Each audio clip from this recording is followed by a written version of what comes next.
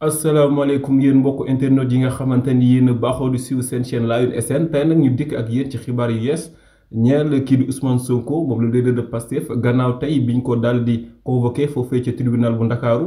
mu demoon nag ànd ak ay garde du corps am rek ak ay avocat am dem di wuy ji mu mel ni rek moom Ousmane Sonko daal di dem ci jàmm. na sax ay sénégalais yu jot a génn rek ngir daal di koy ànd ak moom ñeneen ñi xaar ko ci yoon bi rek bu muy génn ñu tàllal ko loxo teeri ko tatagal ko. bi loolu weesoo nag moom Ousmane Sonko mu daal di dem ba foofee ca tribunal ba rek daal di dugg de wuji doyen des juges bi nga xamante ne Ousmane Sonko dugg na rek automatiquement garde mi ñoom nag bi ñu génnee rek ñii di waa gendarmerie dañ leen daal di arrêté. ba fi ñuy wax ak yéen ni juróomi garde du corps Ousmane Sonko ñi ngi ci loxoy gendarmerie